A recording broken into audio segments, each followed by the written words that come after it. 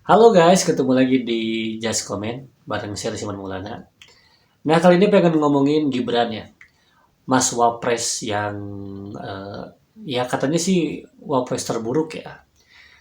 Banyaklah yang nyinyir, yang menghina. Tidak hanya Mas Wapres yang dihina, tapi juga Pak Jokowi, Presiden ketujuh. Nah saya itu salah satu pendukungnya Gibran Rakabuming ya, Mas Wapres. Meskipun Gibran nggak tahu saya dukung. Karena banyak banget kan, 58% waktu itu yang mendukung Gibran. Jadi satu persatu orang itu nggak ada yang tahu, kecuali relawan dan lain sebagainya ya.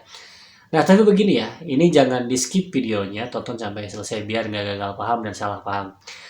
Nah kenapa saya mendukung Gibran? Karena pada waktu itu di antara semua pilihan wapres atau pasangan calon memang yang paling merepresentasikan anak muda ya Gibran, nggak ada lagi gitu. Dan harapannya adalah bahwa nanti kemudian Gibran ini bisa mewakili suara, bisa mendengar suara, bisa mewakili, merepresentasikan kebutuhan generasi muda, milenial atau generasi Z ya. Nah itu harapannya. Nah lantas kemudian banyak orang yang nggak suka, mungkin wajar ya. Wajar namanya juga hidup di era demokrasi, pro dan kontra itu normal. Tapi nih yang jadi nggak normal ketika sudah mulai menyerang atau menghina secara personal. Pelangak pelongo lah, bego lah, tolol lah, dungu lah, gitu. Nah, itu udah nggak masuk Indonesia itu, menurut saya itu udah nggak masuk sopan santun, udah nggak lah. Nggak ada adabnya kalau menurut saya. Ini saya tinggal di desa nih. Di desa ini paling natural, paling alami ya. Nilai-nilai budaya yang ada ini berkembang atau bertahan dengan cukup baik ya. Nah, kalau melihat para elit yang saat ini sedang mempermasalahkan ijazah kepada Presiden Jokowi ya, Presiden ketujuh maksudnya, apa namanya itu, saya sih kok miris gitu ya. Roy Suryo, siapa lagi ya, banyak lah yang mempermasalahkan ijazah ini. Dan mereka seringkali mengatasnamakan rakyat gitu ya, atau masyarakat. Nah, kalau memang mau mengatasnamakan masyarakat, ya tunggu nanti saja ketika pemilu. Karena itu legitimit, sah, suara rakyat. Nah, kalau parsial begini, dikit-dikit urusan jasa atas nama rakyat. Dikit-dikit ada yang ngebenci Gibran atas nama rakyat. Saya nggak benci Gibran, nggak benci Jokowi, nggak benci Anies, nggak benci Ganjar. Ngapain? Pertama nggak ada untungnya membenci, menghina. Apa coba untungnya? Kedua, misal nih saya benci Gibran atau saya benci Anies, ya apa untungnya? Nggak ada gitu ya. Dan tidak jadi lebih baik dengan saya membenci gitu. Makanya Anies Baswedan, Ganjar Pranowo, Mahfud, Gibran menjadi kandidat presiden dan wakil presiden pada waktu itu berarti dia lebih baik dari kita-kita. Atau yang kedua, mereka mendapatkan momentum dan kesempatan. Apa salah dengan itu? Enggak juga. Nah, makanya ada pemilihan demokrasi langsung. Kita bisa milih one man one vote. Gitu, langsung milih. Faktanya 58% memilih, kalau nggak salah ya, saya lupa tuh angkanya. Mayoritas memilih pasangan Prabowo Gibran. Nah, ada lagi yang bilang itu manipulatif, apalah biasalah, normal begitu ya. Yang kalah selalu begitu. Jangankan untuk pilihan presiden, sekelas pilkades aja begitu, ya. Sekelas pilkades aja yang kalah mah nggak mau nerima.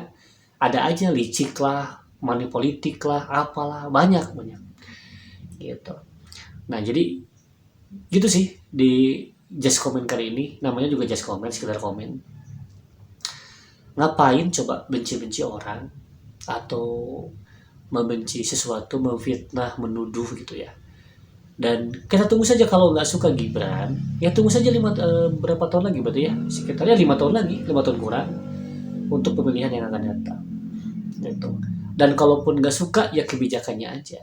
Lagi pula Wapres itu kan eh, menjalankan perintahnya presiden juga ya, gitu. Tidak bisa jalan sendiri-sendiri gitu kan.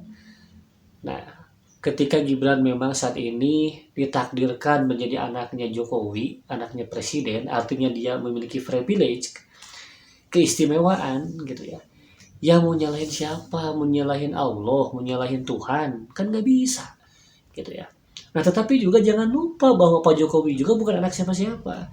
Dia berjuang dari nol, dari pengusaha, dari masyarakat biasa, sipil biasa, kemudian jadi wali kota, gubernur dan presiden. Dan itu kemampuan di atas rata-rata, guys.